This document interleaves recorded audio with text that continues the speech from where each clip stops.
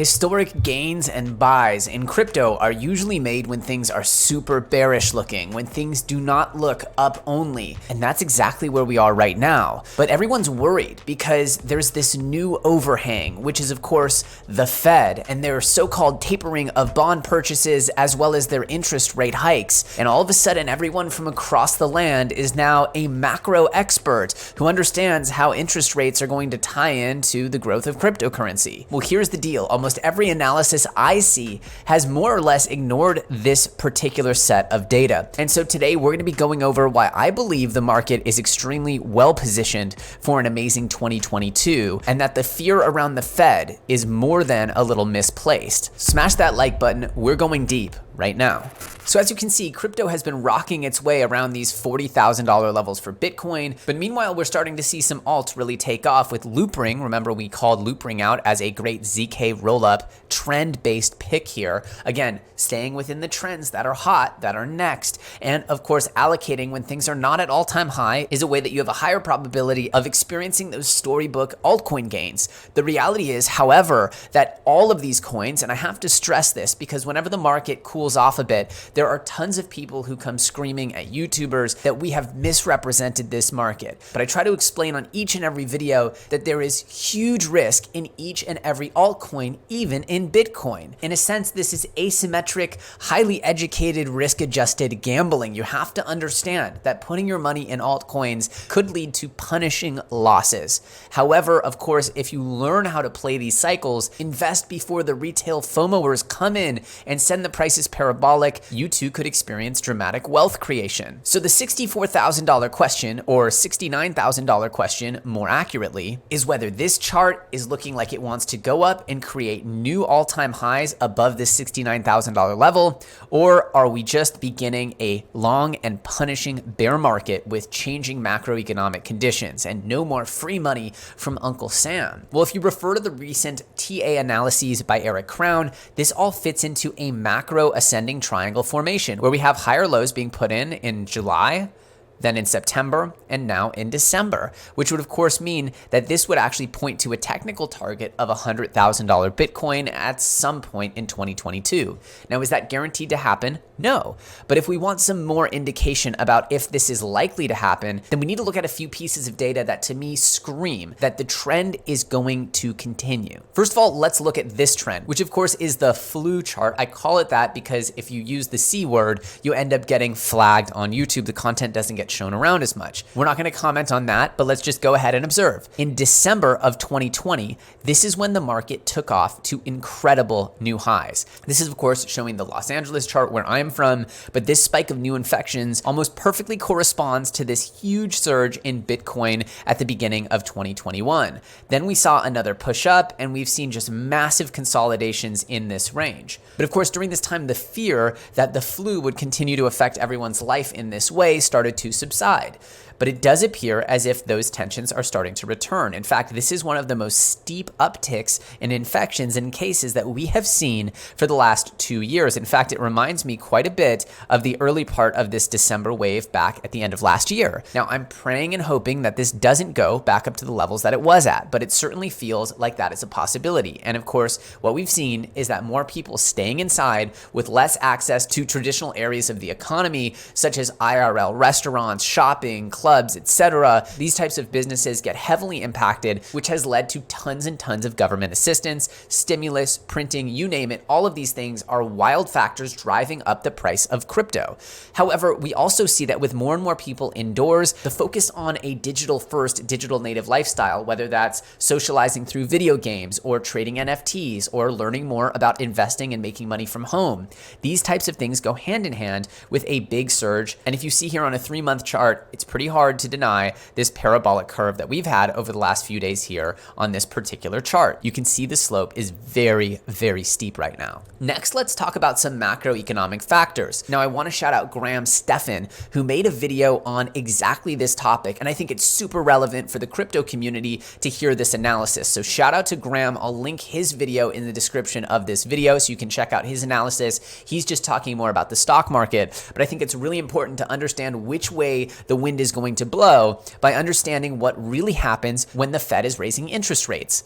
Now, in this particular case, this image is talking about the increase in the cost of the supply chain. We're not just fighting the flu here, we're also fighting a supply chain meltdown here in the United States, where we're expecting shipping rates to increase by an average of 126%. This is, of course, due to a significant decrease in reliability as well as the average delay for vessels. So we're having bigger delays and lower schedule reliability, the combination of which is a more expensive, less functional supply chain, all of which is slowing down the production of goods and services and essentially slowing down the economy, putting more of a focus for people to look at alternative ways to make money or at least distract themselves from what's going on in the economy, which for many in this country is in and of itself a blessing. Now, if you ask the Fed, they're expecting for inflation to slow down to 2.6% annual rate by the end of 2022, and this is due to their interest rate hikes that are planned at 3 different stages throughout the year. However, the reality is that we are still not fully recovered from the pre-flu shutdown as it pertains to jobs. The economy is still dramatically hurting with millions of missing jobs. We also know that many people have chosen not to go back to work, so the unemployment rates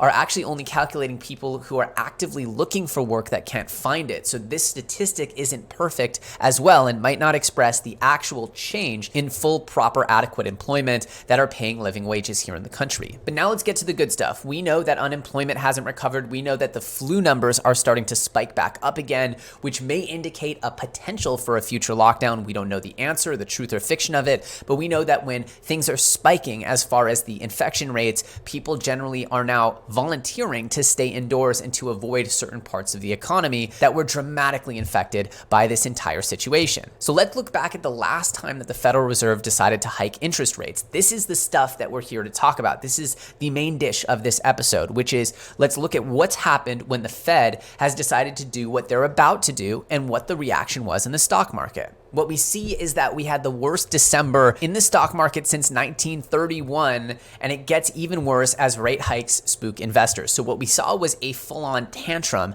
out of the mainstream risk-on markets. This, of course, led to a massive spike downwards. We also saw the same spike downwards, coincidentally, within cryptocurrency. If you remember, December 2018 was far and away the low of the bear market, and from that point on, we never even revisited those lows on the Bitcoin chart. But that doesn't adequately express the data, because according to DataTrek research, the S&P 500 had only had 2 losing years since 1990 when the Fed was raising interest rates. A 9% decline in 2000. Of course, that was a big product of the blow off top from the dot-com bubble, and a 4% drop in 2018. That leads the firm to believe that investors do not need to be concerned about the raising of interest rates. So what we see is that regardless of the fact that there is a big tantrum by markets, and because you've been in crypto for a while, you know that whales love to mess with the little guys. They love to see a big piece of news that can be construed to be very bad. And then what do? They dump the market like crazy to make the news seem catastrophic, get everyone into short bear mode, and then they buy.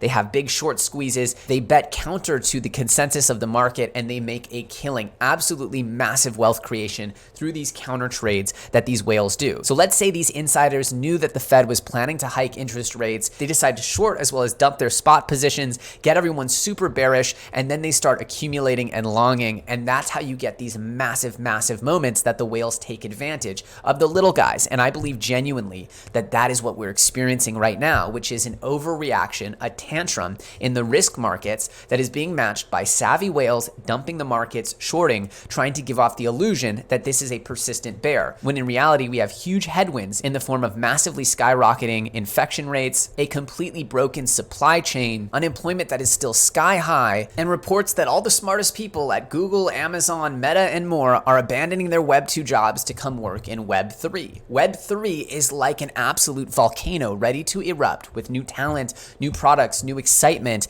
and of course real consumer use cases like video games that can be deployed on the blockchain at scale. And if there's any more proof that interest rates alone are not in and of themselves something to fear, let's look at the S&P 500 trader index, showing all the times that interest rates were discussed or actually implemented here throughout 2017 through 2020. You can see that more or less we have a continual uptrend on the S&P 500, despite of course the fear around raising interest rates. Now, in conclusion, what the data shows is that when they dig deeper, they see that the market does tend to grow less in a rising rate environment on average. There is still a historical precedent for it to go up a lot during these periods. The chart below shows how often different monthly returns occur during a rising rate environment. The chart shows that in 10% of historical cases, the market went up over 5% in a single month in the rising interest rate environment.